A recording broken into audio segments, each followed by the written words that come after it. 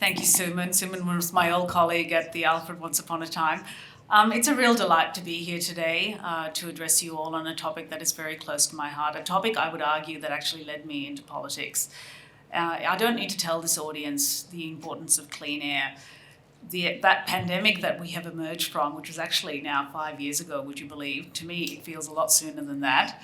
Would have had a completely different trajectory had we, one, recognised the importance of clean air at the very outset and then appropriately addressed it. But here we are, 5 years later, and we need to actually lean back and understand the learnings of that episode. And the number one learning, I think, is to acknowledge that respiratory viruses are airborne. And we know this because every single pandemic in the 20th century has been a respiratory virus.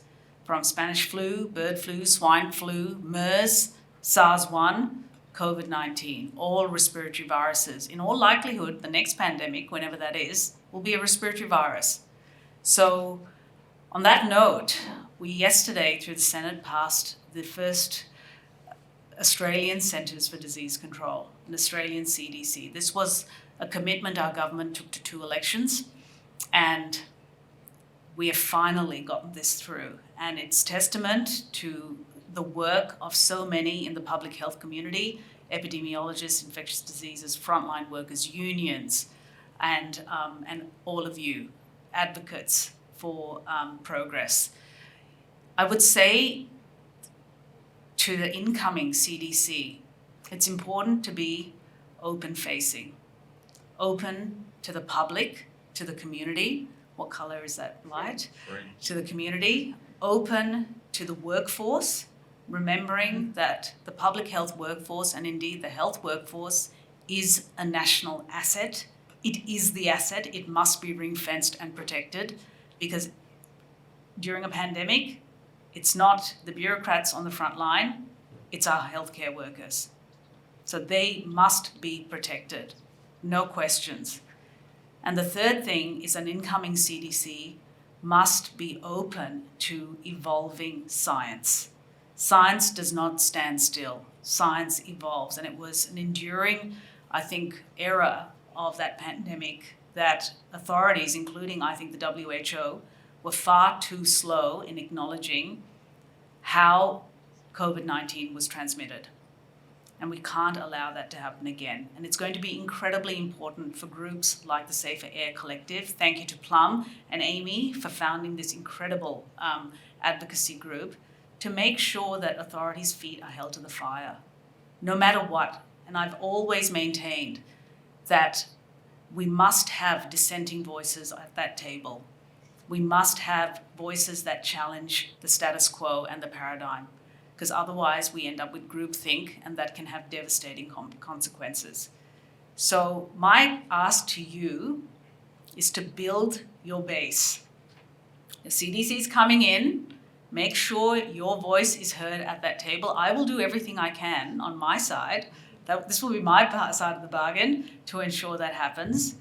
Build your base and ensure the policymakers, whether they be in the CDC or here in government, understand the importance, one, of clean air, and we do something about it so that we are ready for the next time this comes.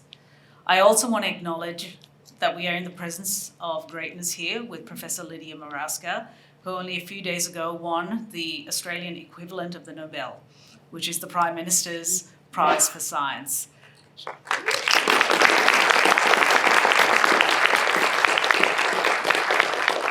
Lydia is someone I got to know during the pandemic, and I've read a lot of her papers. Can't pretend I understand all of them. There's a lot of physics in there, but I understood most of them. And she is, to have someone of her stature behind this movement, providing that scientific heft, along with people like Suman, is just extraordinary. And I think it says something to the work you, Plum, and Amy have done in pulling this team together to build this coalition of like-minded people, of experts, of ordinary citizens, because this is how we progress ideas, how we actually deliver action and policy at the end of the day to keep Australians safe no matter where they are. So all the best to you all. I will be here now for 6 years, so you got me here for 6 years at least. and I will do everything I can to assist. Thank you.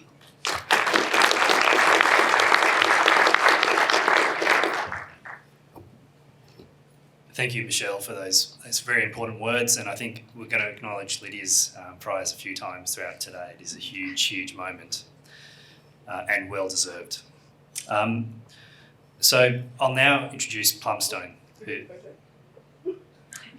Thank you. Yeah, I won't be doing that. I'll keep everyone on their toes today. This is my job. I'll make sure that this just moves around a bit. So we are going to have a group photo here today.